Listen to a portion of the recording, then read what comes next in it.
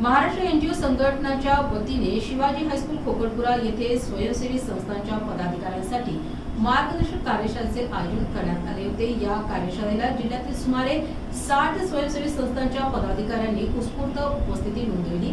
कार्यशाळेच्या अध्यक्षस्थानी महासंघटनेचे राज्य अध्यक्ष पांडुरंग हिवाळे हे होते।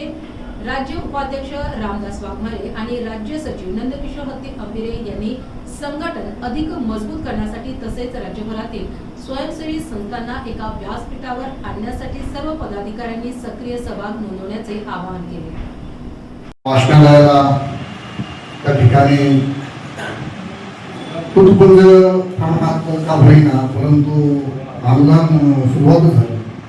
त्यानंतर 2012ला बौद्ध वर्गवारी असती त्यामध्ये माझं 2012 मध्ये हे वर्गामध्ये गेलं आणि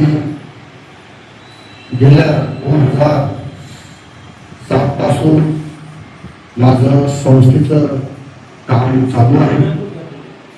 परंतु बाकीच्या गोष्टी ज्या आहेत तर ह्या माहिती नसल्यामुळे मी आज सकाळी विवेक मोरे सर यांच्या व्हॉट्सअपला पत्रिकावरती आणि ते वाचली। माझं इथे MA LLB शिक्षण दिलो जवळपास 2000 पर्यंत इथं होतो। विवेक सर माझे चांगले मित्र आहेत। राज्य उपाध्यक्ष रामदास वाघमारे सर यांनी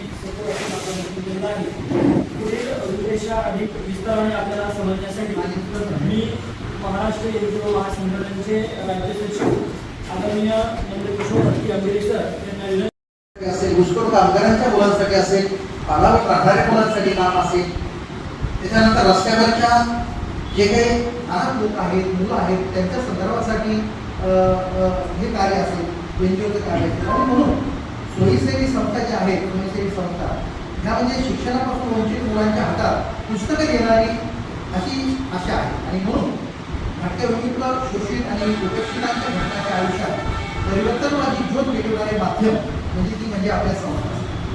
या संस्थेला मार्गदर्शन करणारे आतापर्यंत आम्ही अनेक उपक्रम पाहिले, संस्था पाहिले, परंतु लोकांना मदत करत नाही, सांगत नाही, लोकांना ज्ञान देत नाही, ज्ञान लपून ठेवतात अशा अनेक संस्था मी पाहिल्या। तिथं अनेक कार्यक्रमाला मी गेलो, वास्तविक करत असताना हेच मला सांगायचं आहे वास्तविकतेमध्ये की लोक ज्ञान द्यायला घाबरतात, देत नाही, विकत पाहिजे त्यांना। मग तिथं 5,000 10,000 रुपये फीस घेऊन मग ते ज्ञान देतात, ते बी तुटपुंज ज्ञान देतात, ही सत्य परिस्थिती आहे।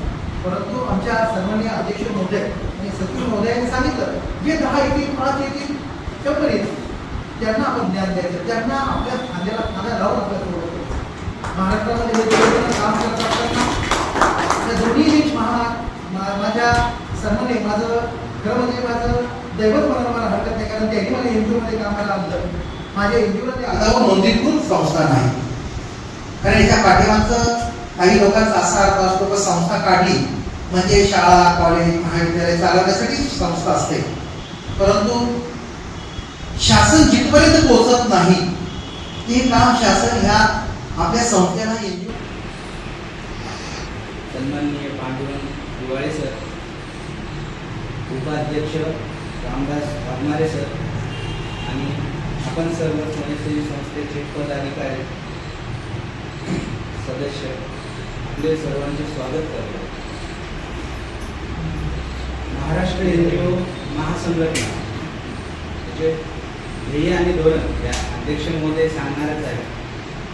मी आपल्याला तुमच्या संस्थेला कसं पुढं जाता येईल या संदर्भात थोडक्यात माझ्याकडून जे काही देता येईल ते सांगणार आहे।